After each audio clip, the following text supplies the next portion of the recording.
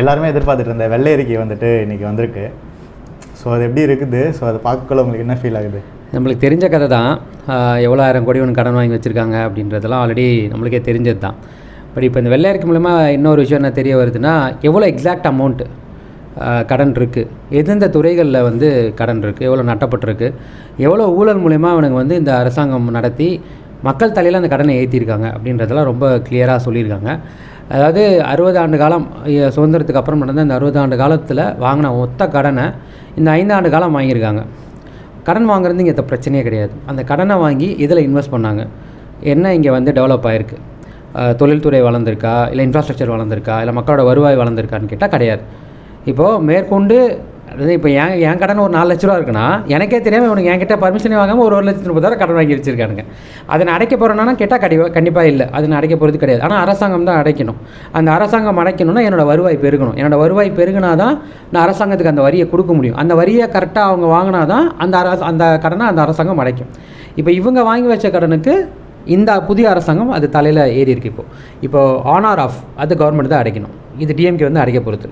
இப்போ கிட்டத்தட்ட 13 லட்சம் கோடின்றது அன்பிலீவபிளாக இருக்குது.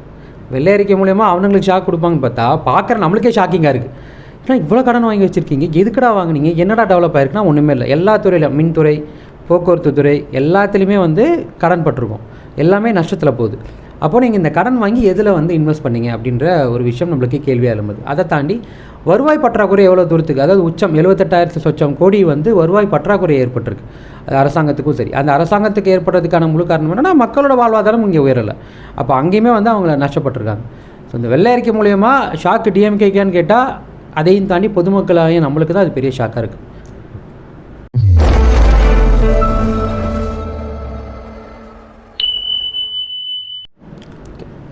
அண்ணா வெள்ளை அறிக்கை பற்றி சொன்னீங்க. ஸோ அதில் சில ஹைலைட்ஸான பாயிண்ட்டு ஓகேவா? கடந்த திமுக ஆட்சியில் வந்துட்டு கடன் வந்துட்டு 2 மடங்கு வந்துட்டு உயர்வு. ஸோ எதனால் இந்த கடன் உயர்வு வந்துட்டு ஏறி இருக்குன்னு நினைக்கிறீங்க? 2 மடங்கு.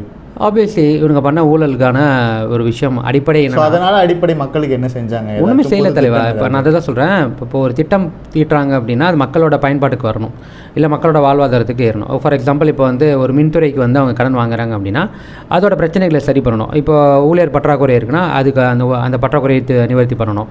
இல்லை புதுவிதமான மின்துறையில் வந்து இப்போ ஆக்சுவலாக ப்ரைவேட்லேருந்து வாங்கிட்டு இருக்கோம். அப்போ அரசாங்கமே வந்து அதை எப்படி இன்னும் செயல்படுத்துறது அப்படின்ற ஒரு விஷயத்தை முன்னெடுத்துருக்கலாம்.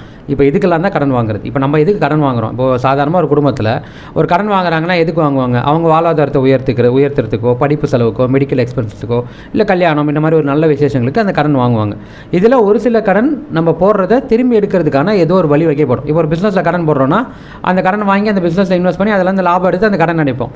இப்போ இது ஒரு பள்ளிக்கூடத்தில் பிள்ளைங்களுக்கு கடன் வாங்குறோன்னு வச்சுக்கோங்க. அந்த கடனை அது பள்ளியில் படித்து அதனால் ஏதாவது ரிஃப்ளெக்ஷன் ஒன்றே நடக்குமானா கிடையாது. அந்த மாதிரி தான் அரசாங்கம் வாங்குற கடன். ஒரு சில கடன் ஒரு விஷயத்தில் இன்வெஸ்ட் பண்ணுவாங்க, அதுலேருந்து லாபம் வரும், அதில் அந்த லாபத்தை வச்சு அவங்க வட்டி கடனை அடைக்கலாம். ஒரு சில இடங்களில் மக்களுக்காகவே அந்த கடனை வந்து அவங்க செலுத்துகிறாங்க. ஸோ அதுலேருந்து வருவாய் வருமானம் கிடையாது. அந்த மாதிரி தான் இங்கே அரசாங்கம் கடன் வாங்கும் போதே அதில் ஒரு தெளிவு இருக்கும். பட் இங்கே பிரச்சனை என்னென்னா, திமுக வாங்கின கடனில் அவங்க வாங்கின ஒட்டுமொத்த கடனுமே தமிழகத்துக்கு செலவு செஞ்சாங்களான்னா அது கேள்விக்குறி தான். ஏன்னா ஒரு ரோடு போடல தலைவா. கடைசி 5 வருஷத்தில் நீங்கள் ரோடு பார்த்தீங்கன்னா பேட்ச் ஒர்க்காக தான் இருக்கும். ஒரு சரியான சீரமைப்பான ரோடு இருக்காது. நிறைய இடங்களில் வந்துட்டு தெருவிளக்குகள் கிடையாது. அதே மாதிரி சத்துணவு எதில் வேணாலும் நீங்கள் இருங்க பாருங்கள். நீங்கள் வந்து ஒரு சானிடரி ஒர்க்கர்ஸோட போராட்டத்தை பாருங்கள், செவிலியர்களோட போராட்டம் பாருங்கள். 5 வருஷத்தில் நிறைய அரசாங்கத்துறை சார்ந்தவங்களோட போராட்டங்கள் தான் அதிகரிச்சது. ஏன் அதிகரிச்சுன்னா வெறும் சம்பள உயர்வு, அவங்களோட வேலை நிர்ணயமே தாண்டி அவங்களுக்கு அடிப்படையாக கிடைக்க வேண்டிய விஷயங்களுமே கிடைக்கல. அப்போ இந்த கடன்லாம் வாங்கி அவங்க எங்கே கொண்டு போய் சேர்த்தாங்க, என்ன பில்ட் பண்ணாங்க அப்படின்ற ஒரு கேள்வி வரும்ல. எதுவுமே நடக்கலைன்றது தான் இப்போ இந்த கடன் 5 லட்சம் கோடின்றதையும் தாண்டி 10 லட்சம் கோடியாக உயர்ந்ததுக்கான மெயின் காரணம் வாங்கின கடனை சரியான இடங்களில் இவங்க இன்வெஸ்ட் பண்ணலை. அது எல்லாமே ஊழலாகவும் லஞ்சமாகவும் கருப்பு பணமாகவே வந்து மறுபடியும் திமுக கிட்டே போயிருக்கு. அதுதான் பணமாக வந்துட்டு போயிருக்கு. ஆமாம், அவங்க அது வெள்ளை பணமாக வாங்கி எல்லாம் நிறைய இடங்களில் கருப்பு பணத்தை வாங்கி வெள்ளை பணமாக மாற்றுவாங்கல்ல. திமுக என்ன பண்ணியிருக்குன்னா சாதனை பண்ணியிருக்குன்னா அந்த வெள்ளை பணத்தெல்லாம் கடனை வாங்கி கருப்பு பணமாக வச்சு நம்ம தலையில் ஏற்றி விட்டு போயிருக்கு. அவ்வளோதான். ஓகே, இதில் இன்னொரு முக்கியமான ஹைலைட்டான பாயிண்ட் வந்துட்டு வருவாய் பற்றாக்குறை. ஸோ வருவாய் பற்றாக்குறை வந்துட்டு எவ்வளோ இருக்குன்னா 78,234 கோடியாக அதிகமாக இருக்குது. உச்சம்னு சொல்கிறீங்க நீங்கள். இது வந்து உச்சம். இது வந்து எனக்கு தெரிஞ்சு அதிகபட்ச உயர்வுன்னு நினைக்கிறேன். இப்போது ஒரு வருமானம் வருவாயில் வந்து சரியான முறையில் நம்மளுக்கு வரலன்னா, நான் அதை சொன்ன மாதிரி தான், கடன் அடைக்கிறதுன்றது நம்ம நினச்சி பார்க்கவே முடியாது. இந்த வருவாயின்றது வந்து அரசாங்கத்துக்கு வர விஷயமா இருக்கலாம், அடிப்படையாக பொதுமக்களோட வருவாயிலேருந்துமே இருக்கலாம். எதாக இருந்தாலுமே அவங்களுக்கு அந்த சரியான வருவாய் ஈட்டப்படலைன்னா அரசாங்கம் இன்னுமே நட்டப்பட தான் செய்யும். அதுக்கு ஒரு கடன் அடைக்க இன்னொரு கடன்ற மாதிரி தான் போகும். இப்போ இந்த அரசாங்கம் இந்த 5 ஆண்டு கால சாதனை அப்படின்னு திமுக சொல்லிக்கிறதுல என்ன பெருமைப்பட்டுக்கலாம்னா, இதெல்லாம் தான் பெருமைப்பட்டுக்கலாம். கடனை நாங்கள் ரெட்டிப்பாக்கியிருக்கோம், வருவாய் இதில் வந்துட்டு கடன் வந்துட்டு ஒரு புதிய உச்சம் தொட்டிருக்கோம் அப்படின்றத வந்து இவங்க பெருமை பேசிக்கலாம் ஒழிய, அதை தாண்டி இவங்க பெருமை பேசுறதுல எதுவுமே இல்லை. அதாவது வாழ்வாதாரம் நாங்கள் வந்து ஜிடிபி உயர்ந்துருச்சு, தமிழ்நாடு தான் 2வது மாநிலம் 1வது மாநிலம், நாங்கள் மாற்றத்தை ஏற்படுத்தியிருக்கோம் இவங்க பெருமை பேசிக்கிறது எல்லாமே அது மறைமுகமாக இவங்க வந்து ஒரு பிம்பத்தை ஏற்படுத்தியிருந்தாங்க. அது எல்லாமே இன்றைக்கி இந்த வெள்ளை அறிக்கை மூலமாக அந்த கட்டமைப்பு உடஞ்சிருக்குன்னு தான் சொல்லணும். இவங்க ஏற்படுத்தியிருக்கிற இந்த மித்தை எல்லாத்தையும் உடச்சிட்டாங்க. பொதுமக்களோட வாழ்வாதாரம் உயரலை அப்படின்றது அடிப்படையாக ரொம்ப க்ளீனாக இதில் வெள்ளை அறிக்கையில் தெரிஞ்சிச்சு, அவ்வளோதான். ஓகே. இன்னொரு முக்கியமான விஷயம் வந்துட்டு, தமிழ்நாட்டில் எத்தனை பேர் இருக்காங்களோ ஸோ ஒருத்தர் மேலேயுமே வந்துட்டு 1,28,934 ரூபாய் கடன் இருக்குது. ஸோ அதை நீங்கள் எப்படி பார்க்குறீங்க? அது உங்களுக்கும் இருக்குது, எனக்கும் இருக்குது, உங்களுக்கும் இருக்குது, இந்த வீடியோ பார்க்குற அத்தனை பேருக்குமே இருக்குது. அதாவது கடனே வாங்க மாட்டேன் அப்படின்னு ஒரு சில பேர்லாம் கோட்பாடோடு இருக்கிறவங்களுக்கும் அந்த கடன் இருக்குது. இப்போது இந்த கடனை நம்ம அடைக்க போகிறோம், உன் தலையில் நீ அடைக்க போகிற அப்படின்னு நம்ம கேள்வி கேட்பாங்க. இப்போ திமுக காரணம் வீடியோ பார்க்குறவன் அந்த கடனை நீ அடைக்க போகிறேன், நான் அடைக்க போகிறது இல்லை. ஆனால் ஏதோ ஒரு வகையில் என்னோடய வருவாய் மூலியமாக தான் அது அடையும். அரசாங்கம் வந்து அதுக்கு மொத்தமாக அவங்க வந்து பொறுப்பேற்றுக்க போகிறதில்ல. எந்த அரசாங்கமும் அவங்களோட சொந்த வீட்டு காசை போட்டு கடன் அரசாங்கம் நடத்துறதில்லை. வருவாயின்றது நம்ம மூலியமாக ஏதோ ஒரு வகையில் அவங்களுக்கு திரும்பி போகிறது தான். ஸோ ஆனர் ஆஃப் அந்த 1,00,000 சொச்ச கடனையும் நான் ஏதோ ஒரு வகையில் அடைக்கிறதுக்கான ஒரு வழிவகை தான். இது என்ன ஒரு நல்ல அரசாங்கம் அப்படின்னா, கடனே வாங்காத அரசாங்கம்னு நான் சொல்ல மாட்டேன். அரசாங்கன்றது கடன் வாங்கும். அந்த அரசாங்கம் அந்த கடனை எவ்வளோ தூரத்துக்கு திருப்பி செலுத்துது, ஒரு அவங்க நம்பி ஓட்டு போட்ட மக்களோட அவங்க தலைமையில் உள்ள கடன் எவ்வளோ தூரத்துக்கு கம்மியாகுது. இந்த 1,28,000 அடுத்த ஆண்டு பார்க்குறப்போ அது 1 லட்ச ரூபா மாறி இருந்தால் அது ஒரு நல்ல அரசாங்கம்னு சொல்லலாம். இந்த 5 ஆண்டு காலம் முடியும் போது அது ஒரு ஆள் தலைக்கு 30,000 40,000 இருக்குது, கம்மியாக இருக்குன்னா அது ஒரு நல்ல அரசாங்கம்னு சொல்லலாம். ஆனால் எனக்கு தெரிஞ்சு இது வரைக்கும் இந்த அமௌண்ட் வந்து ஏறியபடியே தான் இருக்கே ஒழிய ஒன்று கூட இறங்கினபடி எங்கேயுமே நம்ம பார்க்கல. அதுக்கு காரணம் என்ன? நல்ல அரசாங்கமும் செயல்படலைன்றது தானே. ஸோ இதெல்லாம் வந்துட்டு எனக்கு என்ன பெரிய கவலைனா, ஒரு சில பேர்லாம் நினைப்பாங்க நிஜமாக ஒரு இஎம்ஐயில் ஃபோன் கூட வாங்க மாட்டாங்க. ஏன்னு கேட்டால், ஐயோ கடன் வாங்கணுமா, கடன் இல்லாத வாழ்க்கையை வாங்கணும்னு நினைக்கிறவன் அவனுக்கு நிலைமையை வச்சு பாருங்கள். நாளாக விருப்பப்பட்டு இதை கடன் வாங்கினேன், யாரை கட்டுறா வாங்கினேன், எனக்கு இதெல்லாம் அவசியமே இல்லையடா அப்படின்ற மாதிரி தான். ஸோ இது வந்து ஏற்றுக்கவே முடியாத ஒரு கடன் சுமை தான். ஓகேண்ணா. இன்னொரு முக்கியமான ஹைலைட்டான பாயிண்ட் வந்துட்டு 2025-26 நிதியாண்டில் மட்டும் 67 கோடியே 50 லட்சம் கிட்டத்தட்ட கடனுக்காக வட்டியை மட்டுமே செலவழிச்சிருக்காங்க. ஸோ அது எப்படி இருக்குது? ஒரு 100 ரூபாவில் 67 ரூபா 50 காசு கடனுக்கே போகிற மாதிரி. ஆமாம். ஒரு எக்ஸாம்பிளுக்கு சொல்லணும்னா, இப்போ நீங்கள் ஒரு 100 ரூபா சம்பாதிக்கிறவனுக்கு 67 ரூபா போயிடுச்சுன்னா 33 ரூபா வச்சு அவன் எப்படி ஓட்டுவோம்? இப்போ அவங்க சொல்லுவாங்க பாருங்கள், நாங்கள் வட்டியே 67 ரூபா கட்டியிருக்கோன்னு. சரி, இப்போ அவனுக்கு அந்த வருவாய் அந்த 100 ரூபா வந்தால் தான் அந்த 67 ரூபா நீ கட்டுவான். அவனுக்கு வருவாயே வராமல் அந்த கடன் வாங்கி அந்த 67 ரூபா கட்டுற நிலைமையில தான் இந்த அரசாங்கம் நடந்திருக்கு. ஸோ இந்த 5 வருஷத்தில் லாஸ்ட்டு 1 இயர் அதிகப்படியான கொள்ளை நடந்திருக்கு, அதிகப்படியான ஊழல் நடந்திருக்கு. இவங்க முடிவுக்கு வந்திருப்பாங்க, நம்ம எப்படி வரப்போகிறது இல்லை, அதனால் ஒட்டுமொத்தமாக எல்லாத்துக்கும் சேர்த்து வச்சு நம்ம கொள்ளையடிப்போம்னு நினச்சிருப்பாங்க. இல்லை எப்படியோ அடுத்த வருஷம் நம்ம தான் வருவோம், அதனால் முடிஞ்ச அளவுக்கு நம்மளால் எவ்வளோ தூரத்துக்கு இந்த காசை கொள்ளையடிச்சு தேர்தலை சந்திப்போன்ற முறையில் கூட ஈடுபட்டுருக்கலாம். ஆனால் ஆக மொத்தத்தில் இது ஒரு செயல்படாத அரசு, ஒரு ஃபெயிலியர் கவர்மெண்ட் தான் டிஎம்கே பீரியடில் நடந்திருக்குன்றதுக்கான அத்தாட்சி தான். இப்போ இந்த வெள்ளை அறிக்கைக்குமே அப்படியே அவனுக்கு ஒரு அறிக்கை தூக்கிட்டு வருவாங்கன்னு வச்சுக்கோங்க, இது பண்ணலையா அது பண்ணலையா இது நடத்தலையான்னு. பட் டு பி ஃப்ராங்க் இப்போ உள்ள மக்களாக இருக்கட்டும் ஜென்ரேஷனாக இருக்கட்டும் இது எல்லாத்தையுமே கூர்ந்து கவனிப்பாங்க. இதில் 100% பர்ஃபெக்டாக இருக்கோ இல்லையோ, ஸ்டில் டிஎம்கே கவர்மெண்ட் இந்த 5 வருஷத்தில் எவ்வளோ தூரத்துக்கு வந்து ஒரு ஃபெயிலியர் கவர்மெண்ட்டாக இருக்குன்றதுக்கான அத்தாட்சி தான் அது. ஸோ இது எல்லாருமே பார்ப்பாங்கன்றீங்க? கண்டிப்பாக. இப்போ இது வந்து இல்லைன்னு சொல்ல முடியுமா? அவங்களால ஏற்றுக்க முடியாது. ஏன்னா அவங்க ஆதாரத்தோடு தான் சொல்ல முடியும். ஒரு பழைய அரசாங்கத்துக்கு மேலே அவங்க குற்றச்சாட்டு வைக்கும் போது ஒட்டுமொத்தமாக பிளைண்டாக வைக்க மாட்டாங்க, பிளைண்டாக வைக்கவும் முடியாது. அப்படி வச்சா அது அந்த இப்போ உள்ள கவர்மெண்ட்டுக்கு அது ஒரு பெரிய பேட் மார்க்காக தான் வரும். ஸோ ஆப்வியஸ்லி அவங்க ஆதாரத்தோடு தான் வச்சுருக்காங்க, ஒவ்வொரு டிபார்ட்மெண்ட்லையும் என்னென்ன இருக்குன்றதையுமே அவங்க காட்டியிருக்காங்க. ஸோ வாங்கின கடன் எங்கே போயிருக்கு அப்படின்றதுக்கான ஒரு ஒரு ஒரு ஒரு ஃபைல் ரிப்போர்ட் ஏதாவது ஒன்று இருக்கும்ல அவங்கக்கிட்ட. இப்போ டிஎம்கே வந்து ஒரு ஆப்போசிட்டில் வைக்கிறாங்கன்னா, நாங்கள் இவ்வளோ கடன் வாங்கியிருக்கோம், இவ்வளோ நாங்கள் இந்த இடத்துல செஞ்சுருக்கோம், இதனால் எங்களுக்கு இவ்வளோ வருவாய் ஈட்டப்பட்டிருக்கு, தமிழ்நாடு இவ்வளோ முன்னேறி இருக்குன்றதில் காட்டியிருக்கலாம்ல, அதை ஏன் காட்டலை அப்படின்றது தான் அவங்க கேள்வி. ஸோ இவ்வளோ நாள் வெள்ளை அறிக்கை வராது அப்படின்றதுலாம் நிறையா வெள்ளை அறிக்கை வராது, சும்மா இவங்க ஃபிலிம் காட்டிகிட்டு இருக்காங்களாம் நிறைய பேர் சொல்லும் போது இன்றைக்கி அது வெளியிட்டாங்க. வெளியிட்டதில் இவ்வளோ கடன் இருக்குது. 5 லட்சம் கோடின்றதை நம்ம நினச்சிருக்கும் போது 13 அரசு பொதுப்பணித்துறைகளில் உள்ள கடன்களையும் சேர்த்து 13.18 லட்சம் கோடி கிட்டத்தட்டனா அன்பிலீவபிள் தலைவா. இதெல்லாம் வந்து சாதாரணமாக கடந்து போகவே முடியாது. ஒரு 60 வருஷம் சுதந்திர நாட்டில் நீங்கள் ஓகே ஃபைன், அப்போ உள்ள வருமானத்துக்கு இப்போ உள்ள கடனுக்கு நம்ம கம்பேர் பண்ண முடியாது. பட் ஸ்டில் எனக்கு தெரிஞ்சு ஒரு அதிகப்படியான உச்சம் அப்படின்றது ஒரு 60 வருஷம் வாங்க வேண்டிய கடனை ஒரே 5 வருஷத்தில் வாங்கியிருக்காங்கன்னா, ஸோ அந்தளவுக்கு இன்ஃப்ராஸ்ட்ரக்சர் வளர்ந்துருக்கா. நீங்கள் இப்போ வரீங்க போகிறீங்க, நீங்கள் பார்க்குறீங்களா, இப்போ நீங்கள் ரோடு வந்து டெவலப் ஆயிருக்கா, இந்த மழை பெஞ்சா தண்ணி பிரச்சனை தீர்ந்துருக்கா, இல்லை குடிநீர் தண்ணி பிரச்சனை ஒரே மாதிரி தான் இப்போ அப்போ 4000 கோடி செலவு பண்ணேன் அப்படின்னாங்க. அப்போவுமே அங்கே ஒன்றும் நடக்கல. அப்பயும் இந்த மோட்டர் பம்புகளை வச்சு தான் தண்ணி எடுத்துகிட்டு இருந்தாங்க. இன்றைக்கி இந்த அரசாங்கம் ஒரு இடத்துல மோட்டர் பம்புகளை வச்சு நீங்கள் என்ன மாற்றம் கொண்டு வந்துட்டீங்களா அப்படின்னு ஒரு மாதம் அரசாங்கத்தை கேள்வி கேட்குறேன். நீங்கள் 5 வருஷமாக அரசாங்கம் பண்ணிட்டு இருந்தால் அந்த ஆட்சியை கேள்வி கேட்டிருந்தா இவ்வளோ கடன் அவங்க எவ்வளோ தைரியத்தில் வாங்கியிருக்க முடியாது. அவங்க அப்போ எந்த தைரியத்தில் அவங்க கடன் வாங்கினாங்க, எந்த அடிப்படையிலே அவங்க கடன் வாங்கினாங்க. ஒரு அரசாங்கம் கடன் கேட்கும் போது கடன் கொடுக்கறது அவங்களோட இது. பட் அந்த கடனை திருப்பி அடைக்க முடியாத அளவுக்கு இவங்க என்ன பண்ணாங்கன்றது ஒன்று இருக்குல்ல. ஸோ அந்த 5 ஆண்டு காலத்தில் நட்டப்பட்டதுக்கு அவங்க வந்து கடன் காரணம் சொல்கிறாங்களே ஒழிய, சரி ஓகே ஃபைன், ஒரு 5 லட்சம் கோடியில் ஒரு 2 லட்சம் கோடி 3 லட்சம் கோடி நீங்கள் மக்களோட வாழ்வாதாரத்துக்கு உயர்த்துறதுக்கு இன்வெஸ்ட் பண்ணீங்க, அதுலேருந்து வருவாய் வரலன்னு வச்சுப்போம். 2 லட்சம் கோடி நீங்கள் எதில் இன்வெஸ்ட் பண்ணீங்க? எத்தனை கம்பெனி புதுசாக தொடங்கியிருக்காங்க, எவ்வளோ பேருக்கு வேலை வாய்ப்பு இருக்குது? எனக்கு தெரிஞ்சு பல பேர் வந்துட்டு ஸ்விக்கி ஜொமேட்டோ ஓட்டிகிட்ருக்காங்க படித்த பசங்க. ஏன்னான்னு கேட்டிங்கன்னா அவங்களுக்கு சரியான வேலை வாய்ப்பு இல்லை. அது கூட இவனுக்கு என்ன காரணம் சொன்னாங்க தெரியுமா?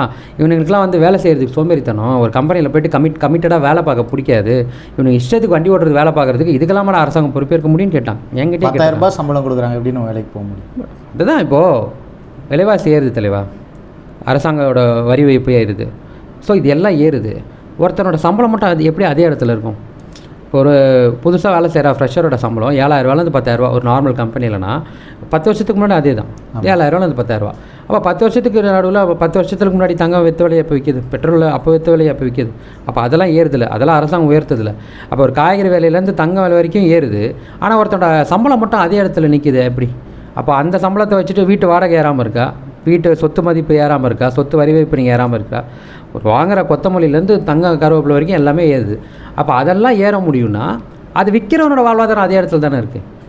அப்போது நீங்கள் எந்த அளவுக்கு நீங்கள் மக்களோட வாழ்வாதாரத்தை உயர்த்தலை, உங்களோட வாழ்வாதாரத்தை உயர்த்திக்கிட்டீங்க, அவ்வளோதான். ஸோ அடிப்படையாக ஒருத்தனோட சம்பளம் வந்து அவனுக்கு பத்தலைனா, ஒருத்தனுக்கு முன்னாடி 10,000 இருந்தால் ஒரு 20 வருஷத்துக்கு முன்னாடி 10,000 இருந்தால் குடும்பம் நடத்த முடியும். இன்றைக்கி முடியுமா? வீட்டு வாடகை 12,000, அவன் 2,000 கடன் வாங்கி தான் கொடுக்குற மாதிரி இருக்கும். அப்போ அவனுக்கு அந்த காசு வேணும்னா அவன் எந்த மாதிரி வேலை பார்த்தா கிடைக்குமோ அதை தான் பார்ப்பான். ஸோ ஆப்வியஸ்லி ஒரு இளைஞர்களோட வாழ்வாதாரத்தை உயர்ந்திருக்கா கிடையாது, ஒரு ஒடுக்கப்பட்ட மக்களோட வாழ்வாதாரம் உயர்ந்திருக்கா கிடையாது, ஒரு மிடில் கிளாஸோட ஃபேமிலி வாழ்க்கையோட உயர்ந்திருக்கா எதுவும் கிடையாது. ஸோ எல்லாருமே இன்னும் கஷ்டப்பட்டுட்டு இருக்காங்க. அந்த கஷ்டமாக அவனுக்கு அந்த கடனையும் சேர்த்து தலையில் ஏற்றி வச்சுருக்கானுங்க. அப்போது ஆப்வியஸ்லி ஒரு நல்ல கவர்மெண்ட் இதை பண்ணாது. அப்போ நீங்கள் நல்ல கவர்மெண்ட் இல்லை. ஸ்டாலின் கேட்குறாருல, அது நாங்கள் எப்படி தோற்றோன்னு தெரியல, எப்படி தோற்றோன்னு தெரியல. இப்படி தான் தோற்ற மக்களோட வாழ்வாதாரத்தை அவங்க எங்கேயுமே உயர்த்தலை, மக்களை பற்றி நீங்கள் சிந்திக்கல. நீங்கள் உங்களை அதிகப்படியாக நம்பி உங்களை ஓட்டு போட்டு ஜெயிக்க வச்ச ஒடுக்கப்பட்ட பிற்படுத்தப்பட்ட மக்களோட வாழ்வாதாரத்தை பற்றி நீங்கள் கண்டுக்கல. தோல்விக்கான காரணம் அதுதான், சிம்பிள். மக்களோட விளிம்பு நிலையில் இருக்கிற மக்களை இன்னும் விளிம்பு நிலைக்கு தள்ளுறது ஒரு அரசாங்கம் பண்ணுற வேலை இல்லை. அவங்களோட வாழ்வாதாரத்தை ஒரு படி நீங்கள் கை பிடிச்சி மேலே ஏற்றிருந்தீங்கன்னா மக்கள் 10 படி உங்களை திருப்பி செய்வாங்க. ஒரு வாட்டி மக்களை நீங்கள் நம்பி மக்களுக்கு நல்லது பண்ணியிருந்தீங்கன்னா அந்த மக்கள் உங்களை காலாகாலத்துக்கும் உங்களை ஆட்சி கட்டில் வச்சுருப்பாங்க. அதுதான் நீங்கள் மறுபடியும் இந்த 25 வருஷத்தில் நீங்கள் பண்ணது, நீங்கள் ஆட்சிக்கு வந்தது. ஸோ அந்த நம்பிக்கை நீங்கள் இழந்துட்டீங்க கம்ப்ளீட்டாக. அதனால தான் உங்கள் தோல்வி காரணம், அவ்வளோதான். இன்னொரு ஹைலைட்டான பாயிண்ட் வந்துட்டு இருந்தது. ஸோ கூகுளில் தான் அதை நான் பார்த்தேன். ஸோ சுதந்திரம் பெற்று ஒரு 60-65 வருஷம் வாங்கின கடனை விட இது வந்துட்டு இன்னும் ஒரு 5 மடங்கு ஜாஸ்தியாக வாங்கியிருக்காங்க. ஸோ அது எப்படி இருக்குது, இந்த பாயிண்ட் உங்களுக்கு எப்படி இருக்குது? சரி, இப்போது பேசிக்காக இது வந்து நம்ம கம்பேரிசனில் பண்ணும்போது ரொம்ப அதிகமாக இருக்கும். பட் இப்போது டு பி ஆனஸ்ட் ப்ராக்டிக்கலாக யோசிப்போம். அரசாங்கம் சுதந்திரம் வாங்குறப்போ நிதிநிலை எப்படி இருந்தது, ஒரு வருமானம் எப்படி இருந்தது, விலைவாசி எப்படி இருந்ததுன்னு கம்பேர் பண்ணும்போது அது அப்போதைக்கு கொஞ்சம் கம்மியாக இருந்திருக்கலாம், ஒரு ஏற்றத்தாழோடு இருக்கலாம். இப்போ அப்படி கிடையாது தான், எல்லாமே டு த பீக்கில் இருக்குது. அதுக்கு காரணமும் இவங்க தான் வச்சுப்போம். பட் அவங்க சைடில் ஒரு சாஃப்ட் கார்னரோட யோசிப்போமே, எல்லாமே இங்கே ரேஞ்சு வந்து எங்கேயோ போயிடுச்சு. ஆனால் போன 10 வருஷத்துக்கு முன்னாடியோ ஒரு 20 வருஷத்துக்கு முன்னாடி வாங்கின கடனோட நீங்கள் அதிகமாக வாங்கியிருந்தீங்க, இல்லை ஒரு மடங்கு அதிகமாக வாங்கியிருந்தீங்கன்னா சரி, போன கவர்மெண்ட் வந்து ஏதோ கடனில் விட்டுட்டு போயிடுச்சு, இல்லை எப்பவும் சொல்கிற மாதிரி கஜனா காலி பண்ணிட்டு போயிடுச்சு, வாட் எவர் த ரீசன். ஆனால் இந்த 60 ஆண்டு காலம் தமிழ்நாட்டை உயர்த்துறதுக்கு வாங்கின கடனை நீங்கள் இந்த 5 ஆண்டு காலம் வாங்கி நீங்கள் என்ன சிங்கப்பூராக மாற்றிட்டீங்க? கிடையாது. ஒவ்வொரு மாட்டையும் நாங்கள் இதை மாதிரி மாற்றுறோம், அதை மாதிரி மாற்றுறோன்னு வாக்குறுதி தான் கொடுக்குறீங்க. ஆனால் ஒரு ஊருக்குள்ளே இன்னும் சிட்டி சைடை விட்டுட்டு நீங்கள் கிராம சைடெலாம் போனீங்கன்னா ஒரு கருவேல மரத்தை கூட உனக்கு முழுசாக நீக்கலை. ஏன் இவ்வளோ சொல்கிறோம்? நம்ம ஒரு தண்ணி பிரச்சனையை நீக்கிறதுக்குன்னு ஒருத்தர் நிமல் ராகவன் ஒருத்தர் தனியாக செயல்பட்டுருக்கார், வாட்டர் மேன்னு சொல்லி. அந்த வேலையை கூட அரசாங்கம் தான் செய்யணும். ஆனால் இந்த அரசாங்கம் என்ன பண்ணிச்சுன்னா அவருக்கு அவர் செய்கிறதுக்கான ப்ராப்பரான அங்கீகாரத்தை கூட கொடுக்கல. அங்கீகாரத்தையும் தட்டி பெர்மிஷனே கொடுக்காது. அவர் நிறைய அலைவார். இப்போ எங்கள் ஊர்லேயே வந்து நிறைய தண்ணீர் நிலைகளை வந்து மீட்டெடுத்திருக்காரு. ஆனால் அதுக்கான வேலைகளையும் அதுக்கான உரிமைகளையும் பெறதுக்கு அவர் அவ்வளோ கஷ்டப்பட்டுருக்காரு. அப்போது அடிப்படையாக ஒரு கிராமங்களில் வேண்டிய விஷயங்கள் கூட கிடைக்காத அளவுக்கு நீங்கள் அதுலேயுமே லஞ்சம் தான். அதுக்கு ஏன் காரணம்னா ஆப்வியஸ்லி ஊழல் தான். அதுவே நீங்கள் செயல்படுத்தலை.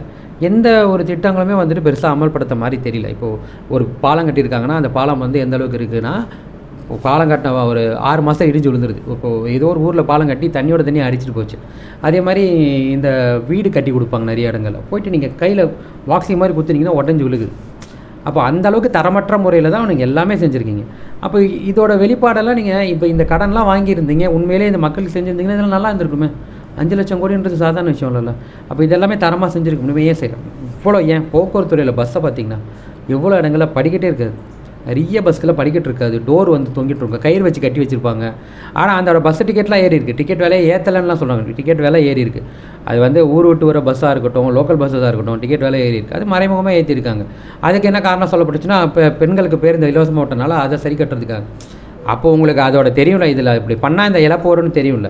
அப்போ நீங்கள் இது இழப்புன்னு சொல்லக்கூடாதுல்ல. அப்போ இழப்பை நீங்கள் எப்படி ஈடுகட்டணும்னு தானே பார்க்கணும். அதை சரி செய்யலை. போக்குவரத்து துறையுமே இன்னும் நட்டப்படுறதுக்கான முறைகள் தான் அதிகமாக இருக்குன்னா, இப்போ ஒரு வருவாய் ஒரு துறை மூலமாக வருதுன்னா அந்த வருவாய் அந்த துறைக்கு திருப்பி போச்சுன்னா அது நட்டப்படாது. இங்கே தான் அப்படி கிடையாது. பார்ட்டி ஃபண்டு போகுது, கமிஷன் ஃபண்டு போகுது, மினிஸ்டர் ஃபண்டு போகுது. ஆப்வியஸ்லி இது எல்லாமே ஊழலாக மாற்றப்படும் போது ஆப்வியஸ்லி அது நட்டத்துக்கு தான் போகுது. அப்போ இந்த 5 லட்சம் கடனை வாங்கி மட்டும் நீங்கள் என்ன தமிழ்நாட்டை சிங்கப்பூரா மாற்றிங்களா? கிடையாது. அவங்கவுங்க தனிப்பட்ட குடும்ப முறை நல்லா வாழ்ந்திருக்கு, அவ்வளோதான்.